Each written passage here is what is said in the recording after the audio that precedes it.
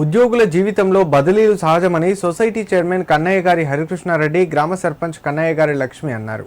ఉద్యోగులు గ్రామాలలో చేసిన సేవలనే ప్రజలు గుర్తుపెట్టుకుంటారని అన్నారు. రాత్రింబవళ్లు గ్రామాల అభివృద్ధి లక్ష్యంగా ముందుకు సాగే వారికి ఎల్లప్పుడూ గుర్తింపు ఉంటుందని పేర్కొన్నారు. సిద్దిపేట జిల్లా తొగుట మండలం గుడికందుల గ్రామంలోని రైతు వేదికలో బదిలీపై వెళ్తున్న వ్యవసాయ విస్తరణాధికారి దేవేందర్, పంచాయతీ కార్యదర్శి రజనీలకు గ్రామ సర్పంచ్ కన్నయ్య గారి లక్ష్మి ఆధ్వర్యంలో వీడ్కోలు సమావేశాన్ని ఏర్పాటు చేశారు.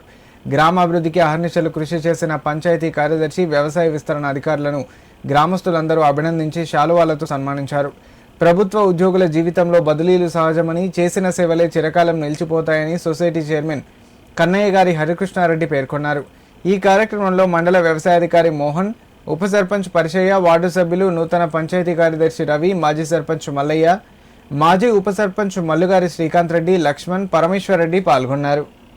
ఈరోజు గుడికందుల రైతు వేదికలో గుడికందుల క్లస్టర్ సంబంధించినటువంటి దేవేందర్ గారు, అలాగే గుడికందుల గ్రామ సెక్రటరీ మేడం గారు ఇద్దరు కూడా ట్రాన్స్ఫర్ అయినటువంటి సందర్భంగా ఈరోజు గుడికందుల గ్రామంలో వీడ్కోలు సన్మాన కార్యక్రమాన్ని నిర్వహించడం జరిగింది.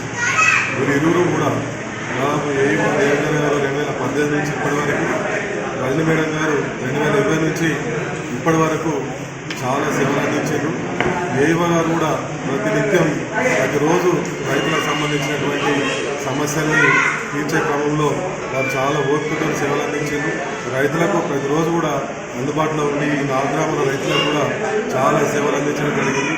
అలాగే రజని మేడం గారు కూడా గ్రామంలో దాదాపు 6 సంవత్సరాల పాటు గ్రామానికి చాలా సేవలు అందించారు.